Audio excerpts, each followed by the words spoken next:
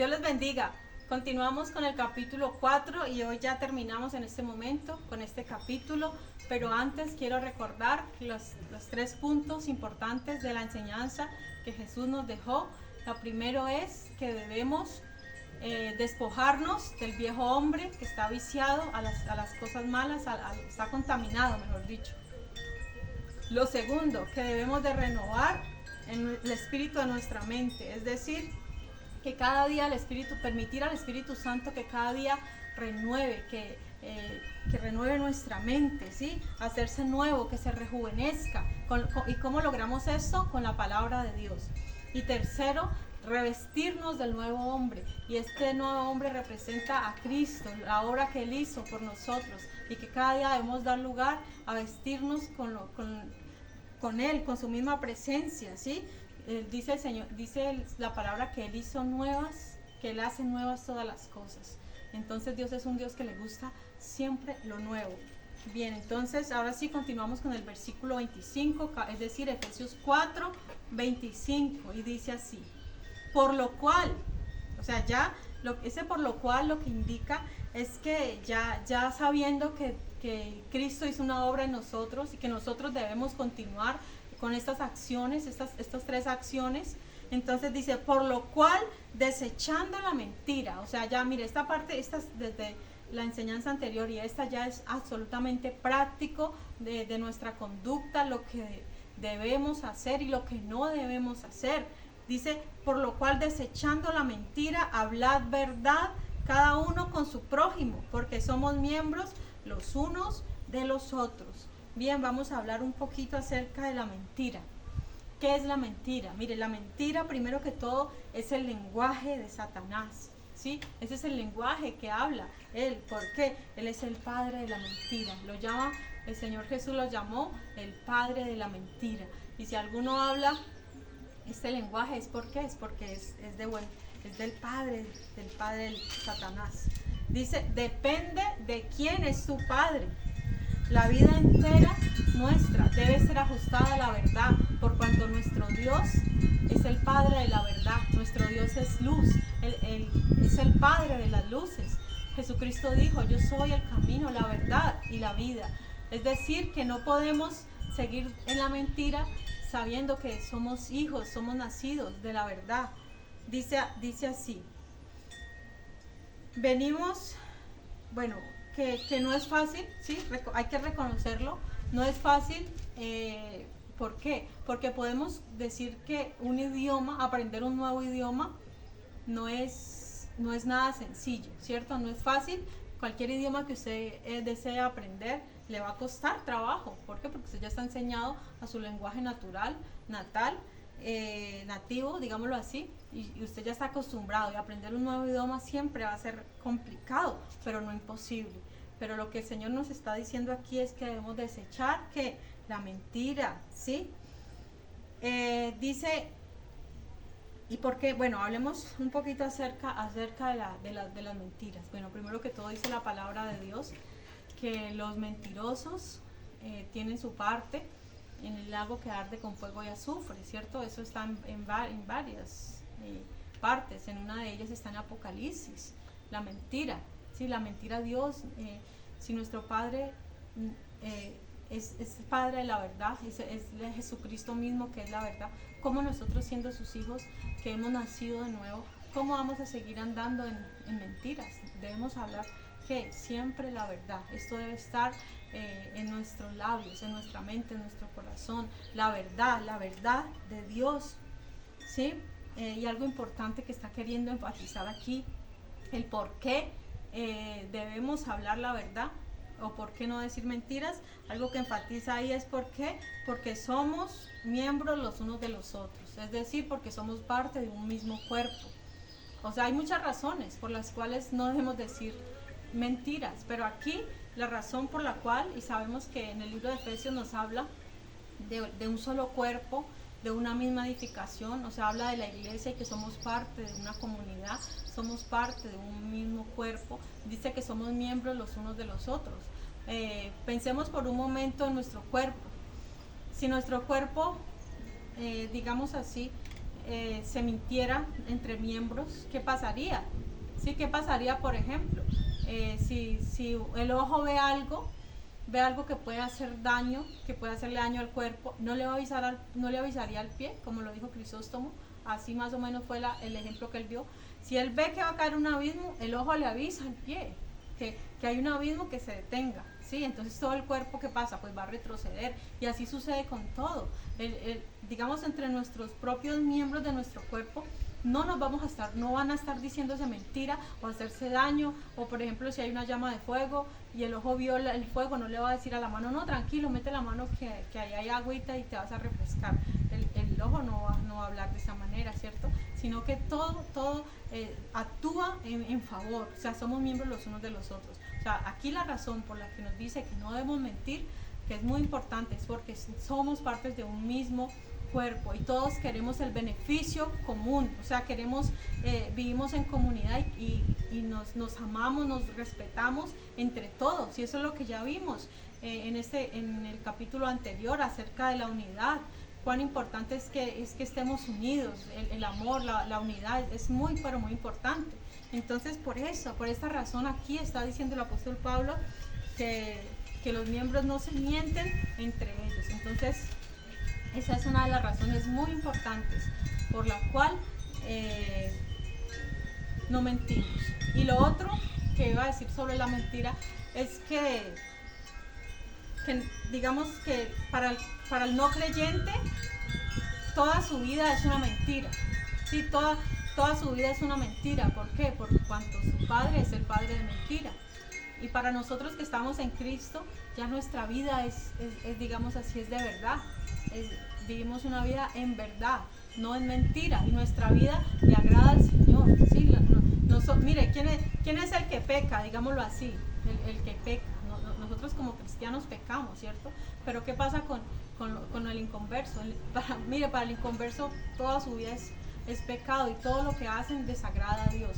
Aún las cosas buenas que ellos hacen desagradan a Dios. ¿Por qué? Por cuanto su vida total, su vida no está entregada a Él. Entonces, aún las obras buenas que hace no son contadas como buenas obras. Bien, versículo 26 dice así. 26 dice: airaos, pero no pequéis, no se ponga el sol sobre vuestro enojo. Bien, airaos. Increíblemente ese es un imperativo, ¿sí? Un imperativo en el griego quiere decir como una orden, algo así como un mandamiento, pero aquí se refiere a un mandamiento, digamos a un imperativo permisivo, es decir, como que no podemos evitar airarnos, por más que queramos, no vamos a poder evitar airarnos, pero sí podemos controlar, y es lo que está diciendo, ¿cierto? Es decir, es un imperativo permisivo, ¿sí? Es normal la ira en algunas circunstancias. Podemos quejarnos, digamos así, indignarnos con justa causa, ¿sí? Digamos, es un permiso condicional ante la indignación justa. Un ejemplo de eso, que a veces nos airamos, bueno, cuando vemos una injusticia, cuando vemos que alguien está maltratando a otra persona, a un animal, bueno, eso nos llena de ira, y digamos que es normal sentir ira y no está mal. ¿Por qué? Porque digamos que la ira es un sentimiento, por un lado, ¿no? Es un sentimiento, aunque la ira también es una obra de la carne, ¿sí? Sobre todo si no se sabe controlar. Bueno, voy a leer algo que escribió aquí Butler, dice así: la ira es un instrumento en la lucha contra la maldad. Sin embargo, es un instrumento peligroso y excepcional. Por eso Pablo exhorta a evitar el uso pecaminoso de la ira. Entonces, mire, es algo que es un instinto natural, que en algunas ocasiones que no lo podemos evitar, ¿sí? Es inevitable. Por eso dice ahí airaos, ¿sí? Y no es que le esté mandando a que se aire, no, sino que lo que quiere decir es que, bueno, si llegó el momento, se tuvo que airar, pues bueno, pues es inevitable, pero lo importante es que no peque, y ahí es lo difícil, ¿sí? Es que ahí es el detalle, ¿no? Porque la ira va a llegar, tarde o temprano la ira llega. Dice así: algunos consejos, apunté aquí, para calmar la ira. algunos consejos para calmar la ira. Primero, respira profundo, ¿sí? Es lo típico, respirar profundo, contar hasta 10, claro que sí, eso es parte también de bajar, eso nos ayuda, ¿sí? Eso es un tip que nos ayuda. Y alejarte de la situación estresante, ¿sí? Alejarle, o sea, no avivar, no meterle, como se dice, leña al fuego, ¿sí? En la Biblia nos habla también de la meditación. Es importante la meditación, ¿sí? La meditación, ¿para qué? Para bajarle a ese mal momento, ¿sí? Hay personas que les gusta mantener airados, o que uno pareciera como que se enojan por todo, se ponen colorados en cualquier momento, y tampoco debe ser así. O sea, yo creo que entre menos nos airemos es mucho mejor. Yo creo que es mejor no airarse. Si en cuanto dependa de nosotros, mejor evitarlo, mejor evitar esos momentos. Yo creo que mire, estas situaciones no son buenas para el cuerpo. Estas situaciones ponen a nuestro sistema nervioso central, lo pone de dos maneras. Uno, correr, o sea, podemos huir. Por aquí lo apunté, se me olvidó. O actuar, ¿sí? La reacción, o defendernos, o actuar. Bien, entonces, por ningún motivo debemos permitir que la ira se convierta en resentimiento, ¿sí? Esta es una forma de evitar el pecado. Dice, airaos pero no pequéis. Entonces, poner límite de tiempo también a la ira, ¿sí? Porque ¿qué más está diciendo ahí? Airaos pero no pequéis. No se ponga el sol sobre vuestro enojo. Bueno, esa expresión, que no se ponga el sol, quiere decir que usted se limite en tiempo, que su ira, digamos, sea limitada en tiempo, que no dé rienda suelta pues al tiempo, a que pasen los días y días. Bueno, sin embargo, no debe tomarse tan literal, ¿sí? Sí, tiene hasta que no se ponga el sol. ¿Por qué? Por dos razones. Mire, dice, sí, no se refiere solo a eso, sino a la rapidez con la que debemos desecharla. Por ejemplo, en Groenlandia, imagínate en Groenlandia, donde el día dura más de un cuarto de año. Entonces, ¿cómo hacen ellos? O sea, ellos tienen mucho tiempo, digámoslo así, muchos días entonces para estar enojados, ¿no? Pero no se refiere a eso, ¿cierto? Y también, si por ejemplo el enojo, la ira que usted tuvo fue en la noche, entonces tiene que esperar a que pase o sea, ya se puso el sol, entonces espera el otro día, la otra noche, o sea, tiene más tiempo para estar airado. O sea, no es tanto el tiempo como tal, sino la rapidez con que nosotros debemos desecharla, ¿sí? Entonces a eso se refiere. Y también, así como a medida que la temperatura va bajando al ponerse el sol, así también nuestra ira debe ir menguando. O sea, no debemos de dar lugar a eso, ¿sí? Algo importante, algún consejo: no airarse con frecuencia, no ser iracundos. Hay personas que son iracundas y por nada se enojan, o sea, no se les puede decir nada, sino que son irascibles, son personas temperamentales, que no es bueno, en realidad no es bueno, ¿sí? Como les decía ahorita, se activa el sistema nervioso simpático, lucha o huida, es decir, estar dispuestos a pelear, a reaccionar, o a correr, a huir, a ver o sea, en esos momentos está activado pues y miren, no es bueno, ¿no? Porque mantener estresado o mantener airado todo el tiempo, eso baja las defensas. Es un cuerpo que mantiene con defensas bajas, entonces no es buena esa condición. Eso debe ocurrir pero muy esporádicamente. Algo que debemos tener en cuenta: por la ira podemos morir. Si hay personas que de una ira tan grande les ha dolido la cabeza, han sentido algo tan tremendamente feo, que han muerto. Algunos han perdido, digamos, la vista temporal o permanentemente por causa de una ira. Miren cuán grandes consecuencias pueden pasar por la ira, por no controlar la ira. Dice, en otras palabras, controla tu ira. ¿Y cómo controlamos la ira? Con el dominio propio, ¿sí? La Biblia dice que el fruto del Espíritu es amor, gozo, paz, y el último de ellos, ¿cuál es? Dominio propio. Entonces es muy importante que dominemos nuestro cuerpo, y eso va, mire, ese fruto debe estar en nosotros y va para todo. Va para que si llegó la tentación, podemos dominar nuestra mente, nuestros ojos, nuestras manos, o sea, podemos dominar todo lo podemos dominar. Así cuando llegue la ira, podemos controlarnos. ¿Sí? Entonces la ira también la vemos allá dentro de las obras de la carne, ¿cierto? Más las obras de la carne son ira, contienda, pleitos, celos, envidia, ¿cierto? Entonces, ¿cómo vencemos esa ira? Bueno, con un fruto del Espíritu, que es el dominio propio. Entonces es muy importante tener en cuenta eso. No es que tengamos licencia para airarnos, ¿cierto? El apóstol Pablo lo da como una condición, si ya llegó, y que podemos airarnos en la situación que no podamos, que ya no podamos manejarla, pero que no pequemos, que no llevemos esa ira a los extremos, ¿sí? No hay necesidad dice uno de los proverbios, que el hombre necio da rienda suelta a toda su ira, ¿sí? Como no, yo mejor dicho, hay gente que se enoja, se molesta y se han hasta desmayado. O sea, dentro de la ira podemos hacer locuras, cosas que no pensamos, cosas que no queremos, que más adelante seguramente nos vamos a arrepentir de haber hecho cierto daño.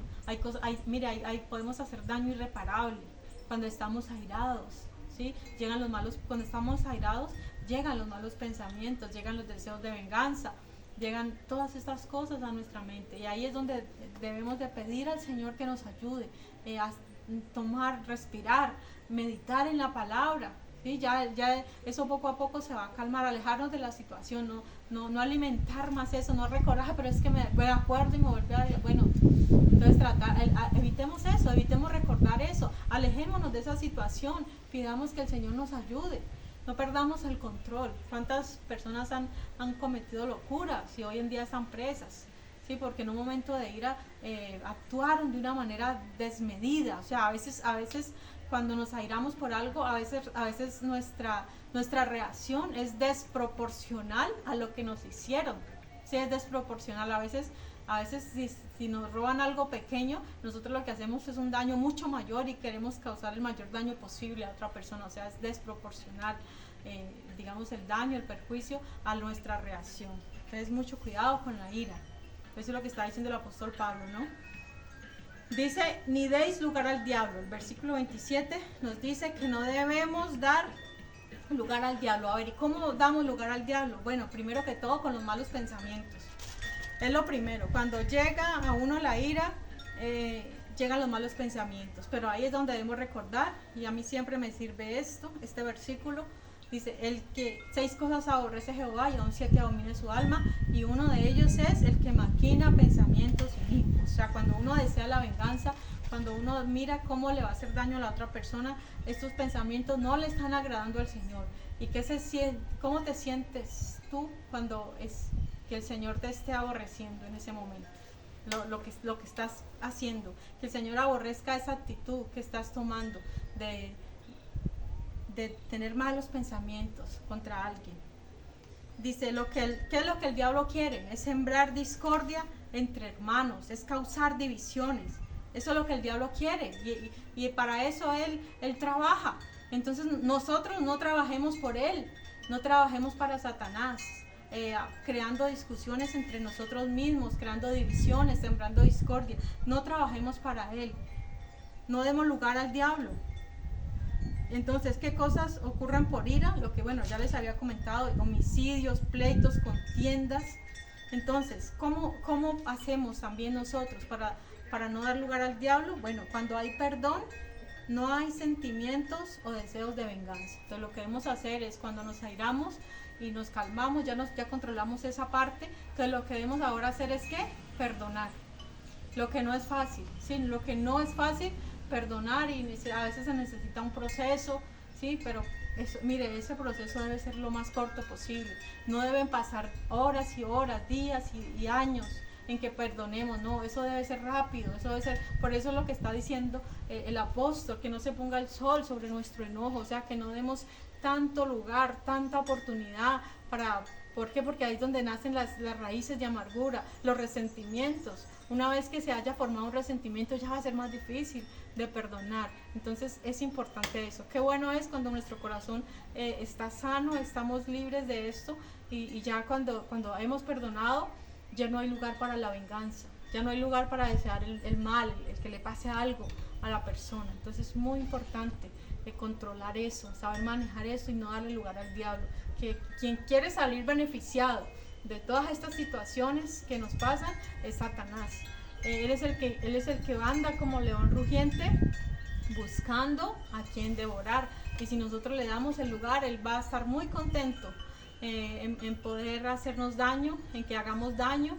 Sí, él es cuando Job no pecó contra Dios, lo que Satanás quería era eso, ¿no? Que Job maldijera a Dios. Eso era lo que él estaba esperando, y él hacía fuerza, y él, mejor dicho, quién sabe si Job hubiera hecho esto, quién sabe en qué se hubiera beneficiado, ¿no? En realidad no lo sabemos, pero no hubiera tenido ningún beneficio. Sin embargo, él lo que quería era ver la caída de ese hombre Job. El diablo quiere también ver nuestra caída. Eso es sí, sabemos que es así, que él desea nuestro mal, él quiere causar el mayor daño posible, pero nosotros no se lo vamos a permitir. Por muy fuerte que sea la ira, por muy fuerte que sea el agravio, no vamos a dar lugar al diablo. Versículo 28 dice: el que hurtaba, no hurte más. Mira, estamos en un proceso de ver lo que era la vida antigua y lo que es la vida nueva. O sea, estas cosas ya no deben estar dentro de nosotros como cristianos. El que hurtaba, no hurte más, sino trabaje, haciendo con sus manos lo que es bueno, para que tenga que compartir con el que padece necesidad. Entonces ahí habla de no robar, ¿cierto? A veces cuando hablamos de robo, nos imaginamos solamente a aquella persona que a mano armada quita las pertenencias a alguien, ¿cierto? Eso es lo que siempre viene a nuestra mente. Pues bueno, esa es una de ellas nomás. Existen muchas otras modalidades de robo, ¿cierto? A mano armada, los que raponean, o sea, los que arrebatan y salen corriendo, también sustrayendo cosas que no son nuestras. Cuando por ejemplo nos dan en el supermercado, que nos dan una vuelta de más y nosotros lo tomamos como una bendición, esa es la bendición de Dios, y no vamos y devolvemos sabiendo que ese dinero se lo descuentan a la cajera o al cajero. Otra manera de robo es la pesa falsa, ¿sí? Cuando decimos le vendo una libra, pero resulta que le quitamos un cuartico. Bueno, eso es una modalidad de robo.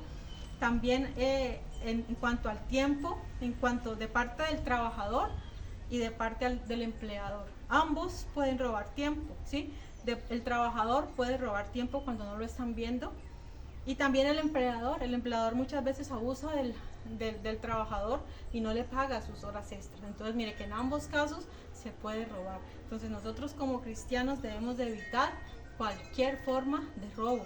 El que no está diezmando también le está robando al Señor, ¿no? Muchos dicen, no, es que es hora de la ley, pero resulta que cómo se mantiene la obra de Dios si no es con nuestros aportes a la obra de Dios. Ahí es importante, yo creo, que tomar ese punto también. Bueno, y dice también, sino que trabaje, ¿no? También allá en el libro de Proverbios nos habla mucho acerca de la pereza, ¿no? Hay otra gente que lo ve más fácil que trabajar, lo ve robar, ¿cierto? Y otros pedir. Bueno, pedir no es malo, pero pues, si tiene todo su cuerpo bien, ¿por qué no trabaja? ¿Por qué simplemente se limitan a pedir, a hacer bueno, eso no está bien. Si mientras yo pueda trabajar, dice, esfuércese con sus manos. O sea, Dios nos dio una capacidad, nos dio unas fuerzas, nos dio una inteligencia con la cual podemos ganar nuestro sustento. Entonces hay que trabajar. Y allá en el libro de Proverbios, como les decía, muchas veces se habla de ser diligente, que la pobreza, una de las causas de la pobreza es la pereza, ¿sí? Es la pereza, que la gente le da pereza el trabajo. Entonces es importante trabajar, y además no solamente ser egoístas, porque ahí lo que está diciendo es que ayude también al que lo necesite.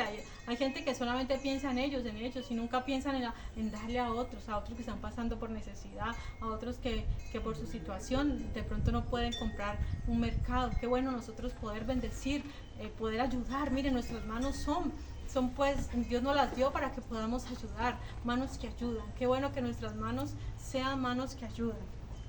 Bien, versículo 29. Dice, ninguna palabra corrompida salga de vuestra boca, sino la que sea buena para la necesaria edificación a fin de dar gracia a los oyentes. Bueno, ahí la palabra corrompida viene, lo que da a entender de la palabra griega quiere decir se refiere a palabras putrefactas, ¿sí? Y quiere decir algo así como frutas podridas, ¿sí? Que esa es como la impresión, frutas podridas.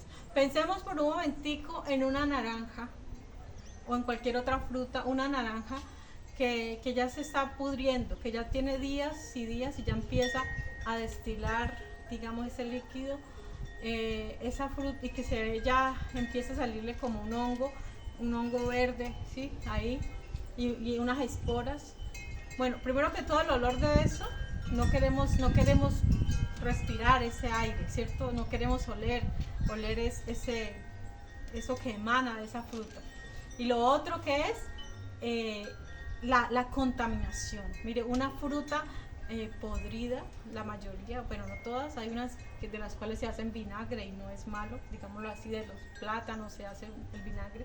Pero, por ejemplo, de la naranja, si la naranja se pudre, ella hay que desecharla. O sea, no puedo, si de pronto le queda una partecita buena y no puedo cortarla, no, yo me voy a comer este pedacito de naranja porque está bueno y el resto lo desecho. No, es mejor desecharla toda. ¿Por qué? Porque esa fruta está contaminante. Esas esporas, o sea, eso tiene el potencial para llevarnos incluso a la muerte. Sí, una fruta contaminada. Entonces dice, ninguna palabra corrompida salga de vuestra boca. Bueno, hay en el libro de Mateo, creo que es, el Señor Jesús dijo que lo que contamina al hombre no es lo que entra, sino lo que sale del corazón del hombre, que esto es lo que contamina al hombre. Bueno, hay personas acá, digamos, en nuestro medio, que uno sabe que son muy cuidadosas en todo lo que comen, ¿sí? Ellos llegan, están pendientes, hacen todo muy bien, no comen en cualquier lugar, porque piensan que eso no se sabe cómo se hizo, entonces les puede causar daño. Y sí, uno debe ser precavido, ¿sí? Tener ciertas precauciones para lo que va a comer. Pero el Señor Jesús dijo, lo que contamina no es lo que entra, no es lo que usted come, eso no es lo que lo contamina. Lo que lo contamina usted es lo que sale de usted. Así como esa naranja, ¿usted se comería esa naranja que está en descomposición? No, ¿cierto? Usted no se la comería. Sin embargo, lo que sale de ellos es peor. Son palabras peores, son palabras... esas personas tienen un vocabulario, bueno, no todos, ¿no? Por supuesto, está hablando de ciertas personas que yo he visto que se cuidan mucho en su parte de no consumir cualquier alimento, pero de sus bocas salen palabras corrompidas, salen palabras putrefactas. O sea, lo que sale de ellos es peor que lo que entra. Lo que entra aparentemente es bueno, pero lo que sale ya no es tan bueno, ya no es tan agradable. Lo que sale de ellos es lo que contamina su vida. Entonces, o sea, esto, digamos, es aceptable para ellos, que no son nacidos de nuevo, no son redimidos. Pero para nosotros, como hijos de Dios, estas palabras no deben salir de nuestra boca, no deben ser parte de nuestro vocabulario. En Santiago nos habla mucho también acerca de la lengua. Y mire, hay tantos verbos que podemos realizar referentes a hablar, criticar, murmurar, chismear. Bueno, hay una cantidad de verbos, tanto buenos como malos. Hay otros que son buenos, ¿no? Como por ejemplo, ¿qué verbos hay buenos? Exhortar, animar, edificar. Bueno, hay muchos verbos buenos, muchas cosas buenas que podemos hacer con nuestra lengua, pero también hay muchas cosas malas. Entonces aquí lo que está diciendo es, cuide su vocabulario. Mire, es algo que podemos controlar. Siempre tenemos el control de nuestra boca. Pero mire, una de las mayores formas de pecado, o sea, el mayor número de pecados que cometemos a diario, ¿cómo lo hacemos? ¿Con qué instrumento? Con la lengua, ¿sí? Mire, pecamos con la lengua más que con cualquier otra cosa. O sea, o sea, la mayor cantidad de pecado que cometemos es con nuestra lengua. ¿Sí? ¿Por qué? Porque todo el tiempo se dice que entre 15.000 y 20.000 palabras al día, es un promedio, ¿sí? Es un promedio de palabras que se dicen al día. Entonces imagínense, en el libro de Proverbios dice que en la multitud de palabras no falta pecado, hay pecado en tanta palabra, tanta palabrería, que desde por la mañana estamos hablamos con los demás, ofendemos, bueno, un sinnúmero de cosas y de pecados. Entonces, dice, mire, maneras de edificar, enseñando, exhortando, animando, ¿sí? Otro versículo que dice que nuestras palabras sean sazonadas con sal, ¿sí? A fin de dar gracia, ¿qué? A los oyentes. Hay otra, mire, otra forma, digamos así, de pecado. Hay cosas que son verdad, ciertamente, y debemos hablar verdad, pero hay veces, no siempre tenemos que dar nuestra opinión. O sea, a toda hora, hay personas que a toda hora quieren decir siempre lo que están sintiendo. No, uno debe ser prudente y no debe decir cosas innecesarias, ¿sí? A veces incluso cuando uno está predicando, a veces también se le salen a uno cosas que no debiera, ¿sí? Que es mejor como que, uy, Señor, ayúdame a no decir cosas que no deba. Yo creo que a todos los predicadores nos ha pasado. Incluso cuando yo me acuerdo, una vez estaba enseñando a los niños y les dije acerca del Halloween, les hablé, bueno, no hay que venir, no vayan a, es malo, creo que les hablé algo acerca de eso que era malo, y un niño lo malinterpretó el niño, entonces le dijo a la mamá que, que ellos no se disfrazan, y bueno, le dijo pues a la mamá, y ya con eso tuvo para no volver. O sea, yo dije, bueno, pero yo te dije mal, si yo simplemente estoy diciendo la verdad. Sin embargo, ellos eran muy nuevos, ¿sí? Era un niño que tal vez era la primera, segunda vez que iba a la escuela dominical. Entonces yo dije, bueno, si yo hubiera sabido, pues no le hubiera dicho a él de esa manera todavía, porque es un niño muy pequeño. Bueno, entonces, sin embargo, hay cosas que uno debe como, que son verdad, pero que hay que saber expresarlas en algún momento, ¿sí? Y no es que no se trate de ofender, y sí, en realidad, incluso las predicaciones tampoco son para ofender a las personas, a los hermanos, ¿no? Uno siempre que debe de tratar. Hay pastores que predican a toda hora como regañando, como enojados, a toda hora están echando vainas, no enseñan la palabra con amor, sino que a toda hora como que uno les ve que quieren es regañar, enojarse, como que, o sea, el momento que tienen, la oportunidad que tienen no la usan bien, sino que piensan que están sobre la iglesia y que pueden herir a los hermanos y que no pasa nada, que es el Señor que habla. Y mire, el Señor, sí, el Señor en algunos casos, sí, el Señor habló duramente, pero mire, ¿quién tuviera la sabiduría total como la que tiene el Señor Jesús para hablar en cada caso, en cada momento, ¿verdad? Bien, dice, otra parte importante de esto es que el hombre bueno, del buen tesoro de su corazón, saca lo bueno, y el hombre malo, pues de su corazón, saca lo malo, ¿sí? Entonces, ¿cómo nosotros hacemos para no hablar palabras corrompidas? Pues porque nuestro corazón está bien. Si nuestro corazón es bueno, si somos comparados con el árbol bueno, pues, o sea, no podemos estar sacando palabras sucias, palabras podridas, si nuestro corazón es limpio. No, el que saca esas palabras, este tipo de cosas, es porque su corazón está corrompido. Bien, continuamos. Dice, bueno, ya dijimos, ¿no? que es necesario pues edificar y todo esto. Versículo 30. Dice, y no contristéis al Espíritu Santo de Dios, con el cual fuisteis sellados para el día de la redención. Importantísimo esto. ¿Qué es contristar? Bueno, es entristecer, afligir. Este es el verbo contristar, que a veces no entendemos qué significa. ¿De qué manera resistimos al Espíritu Santo? Bueno, cualquier resistencia a su obra en nosotros, cuando el Espíritu Santo está obrando en nosotros, quiere hacer algo en nosotros, quiere obrar y nosotros no se lo permitimos. Es decir, de pronto vamos a hacer algo malo y el Señor nos habla y nosotros nos hacemos los que no es con nosotros. No, Señor, déjame, que yo puedo hacer, yo quiero hacerlo, yo lo hago, y no estamos ahí dispuestos a permitir que el Espíritu Santo obre en nosotros, sino que por encima manda nuestra voluntad. Mire, Dios no nos va a obligar. O sea, Dios nos habla, nos motiva, ¿cierto? Nos guía, pero Él no va a coger y Dios no le va a quitar la mano, pues, de algo que usted va a coger. No, Él hasta cierto punto te va a decir, te va a indicar, pero ya Él, su voluntad no la va a violar. O sea, usted al final, el que hace la voluntad, o sea, usted es libre al final. Entonces esa es una manera de contristar al Espíritu Santo. Otra manera, pues, es con el pecado, provocar a celo o dar mal testimonio. Estas son maneras de provocar, de entristecer al Espíritu Santo cuando damos mal testimonio. Qué triste es cuando se descubre que un cristiano está en adulterio, está en fornicación, está en malos pasos, está en una cantina. Ese mal testimonio está contristando al Espíritu Santo. El pecado en general, todo pecado contrista al Espíritu Santo. ¿Qué más lo contrista? Las divisiones, las contiendas, los chismes, los pleitos, la desobediencia a la palabra. Todo estas son maneras de contristar al Espíritu Santo. Mire, nosotros contristamos al Espíritu Santo y nosotros lo ponemos triste a Él, y sin embargo queremos que Él nos consuele cuando estamos en momentos tristes nosotros, ¿cierto? A Él lo afligimos, lo entristecemos, y sin embargo queremos que Él nos consuele. Imagínate cómo somos nosotros de descarados a ratos. Bueno, ¿qué dice?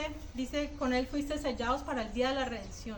Bueno, el día de la redención está en etapas, en tiempos, es decir, está en pasado, está en presente, está en futuro, ¿cierto? Dice, un texto dice que ya fuimos redimidos, otro dice seremos redimidos, pero la redención empezó con Cristo en su muerte, en su resurrección. Ahí empezó, pero va a culminar, llegará el momento de la culminación, ¿cierto?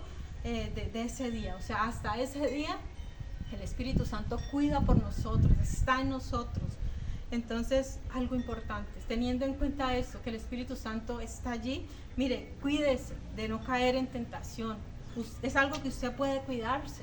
Usted puede cuidarse de no caer en tentación. Hay tentaciones que no podemos recibir. Hay tentaciones que uno mismo la busca, ¿cierto? Porque dice Santiago que cada uno es tentado cuanto de su propia concupiscencia es atraído y seducido.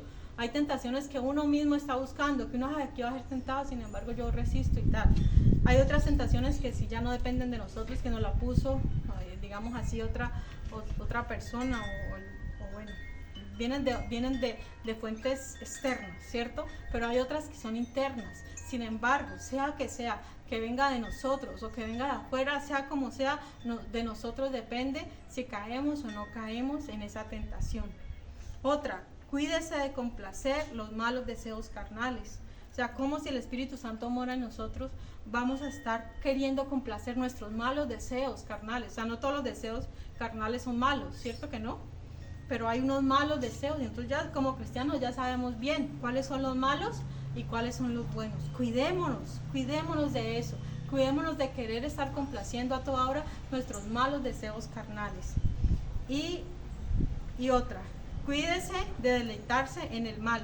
Mire, llega un momento que nuestra conciencia está tan entenebrecida, tan cauterizada, que ya nos deleitamos en el mal, que ya no importa que el Señor me corrigió una vez, me exhortó una vez, me motivó para que me saliera del mal, del pecado, le obedecí, pero volví a caer. Y ya, mire, ya no me importa en realidad, como cristianos, como hijos de Dios, no, ya no importa que caiga una y otra vez, ¿sí?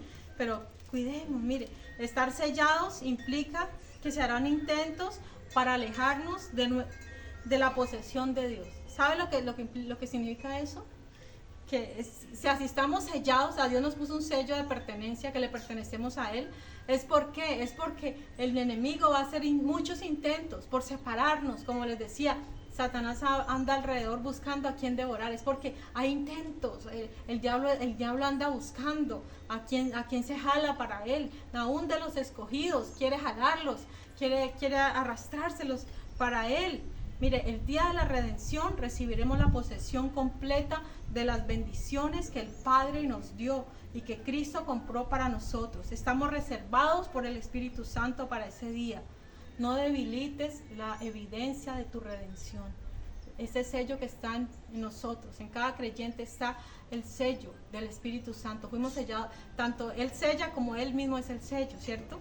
No debilites esa evidencia. O sea, la evidencia está en nosotros, el sello del Espíritu Santo, que nosotros mismos con nuestro pecado no estemos en todo momento contristando al Espíritu Santo. A veces ignoramos la labor del Espíritu Santo. A veces ignoramos que el Espíritu Santo está en nosotros y que le debemos guardar a Él todo el respeto que se merece, como la tercera persona de la Trinidad que está en nosotros. Y nosotros a veces somos irreverentes, ignoramos eso y hacemos cosas que no le agradan a Él. Entonces ese es el llamado que hace el apóstol Pablo. ¿Para qué? Para no contristarlo. Usted y yo somos responsables de si contristamos o no al Espíritu Santo. Somos responsables por esto y ante Dios vamos a responder. ¿Cuántas veces el Espíritu Santo nos estuvo hablando, nos estuvo queriendo alejar del pecado y cómo nosotros de tercos, de desobedientes, continuábamos en el pecado y no hacíamos caso? Y lo que dice el Espíritu Santo, ¿no?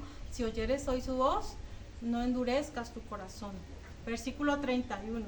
Dice, quítense de vosotros toda amargura, enojo, ira, gritería y maledicencia y toda malicia. Nuevamente, mire, ya el apóstol Pablo habría hablado de algunas de estas cosas. Ahorita nuevamente, quítese, o sea, es algo que usted debe quitar y vamos a ver que más adelante es como si dijera póngase, o sea, quite esto y ponga esto. ¿Qué debemos quitar? Bueno, la raíz. La raíz de todo, digamos, de todo esto es que la amargura, ¿sí? La raíz de esto es la amargura. Hasta el fruto. O sea, aquí el apóstol Pablo nos va a hablar de una raíz que es la amargura hasta el fruto que es que la malicia. Bueno, ¿qué es la amargura? Es algo agrio, ¿sí? Da la impresión de algo agrio. Aquí es una característica en el carácter de una persona.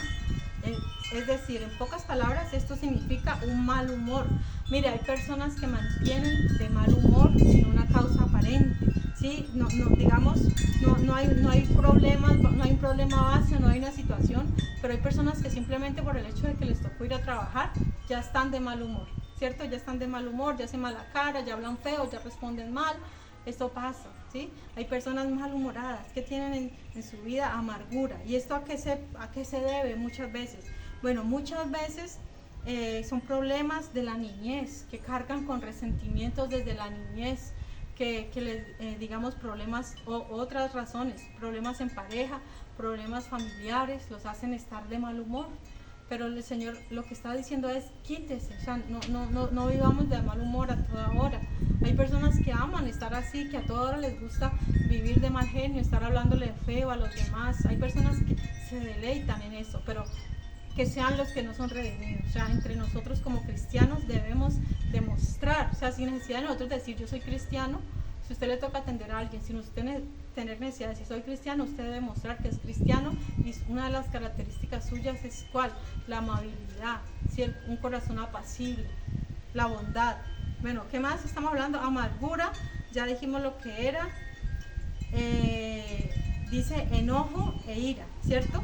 Bueno, estas dos palabras parecen sinónimas, ¿cierto? Pero vienen siendo, o sea, lo que el apóstol Pablo está hablando aquí de amargura, enojo, ira,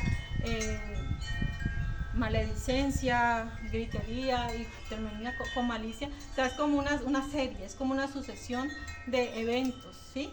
De sentimientos y de reacciones, las cuales debemos evitar. Bueno, aunque la ira y el enojo son sinónimos, también hay una cierta diferencia entre ellas. Bueno, ¿cuál sería? Bueno, la ira es la actitud de hostilidad, ¿sí? Y el enojo es la expresión explosiva. O sea, el enojo ya va más allá de un simple sentimiento de ira.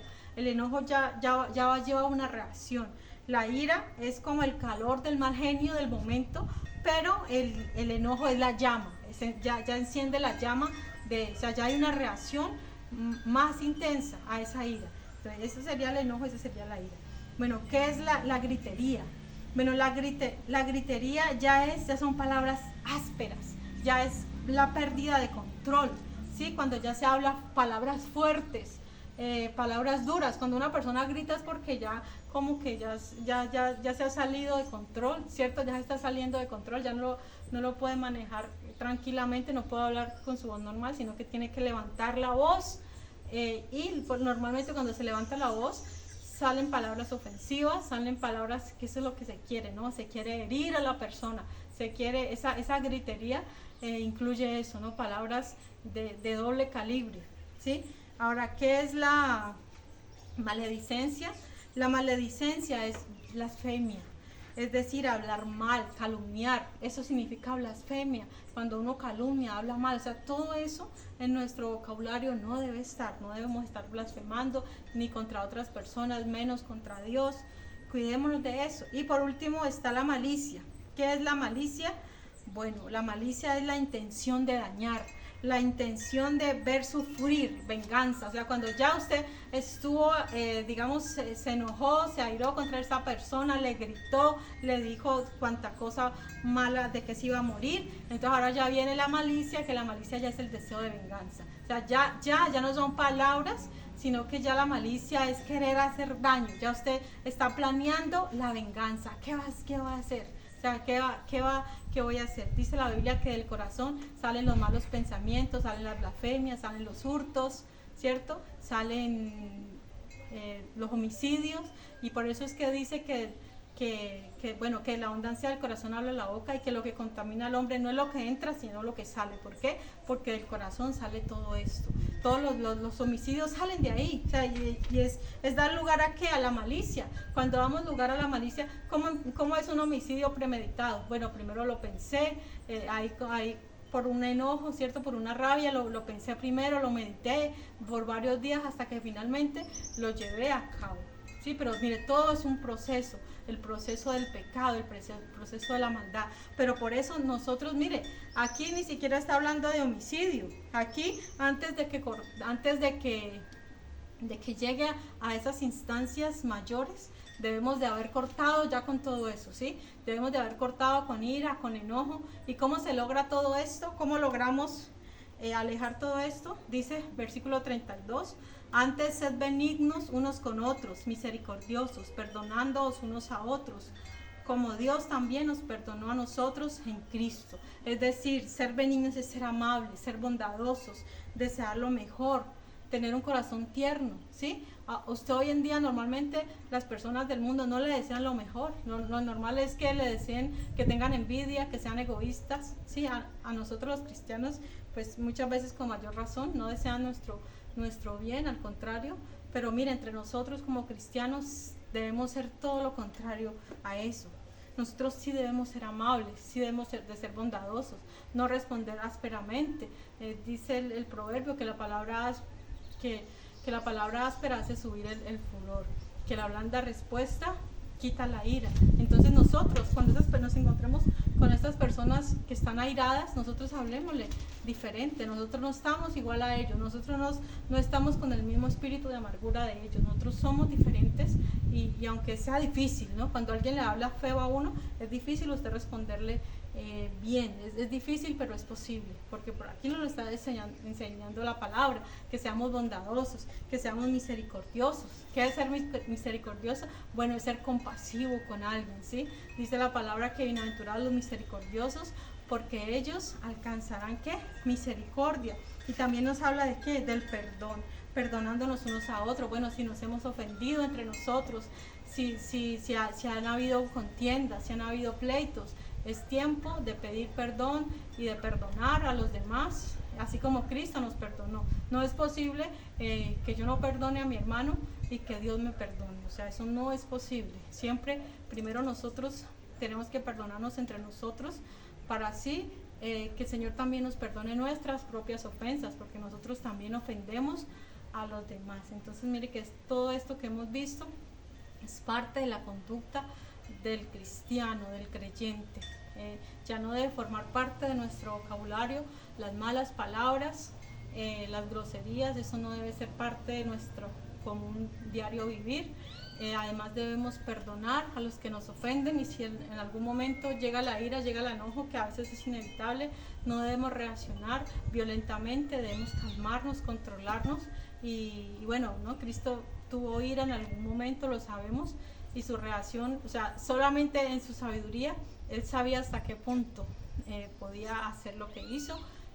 Pero nosotros sí, controlémonos totalmente, porque nosotros, o sea, solo Jesús en su sabiduría infinita supo, ¿sí? Hasta qué momento pudo actuar.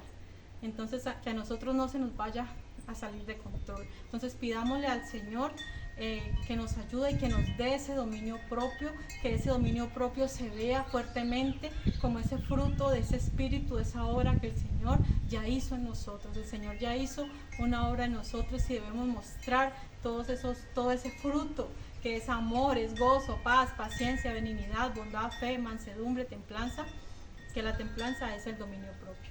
Bien, hasta aquí con este capítulo 4. Que el Señor les bendiga.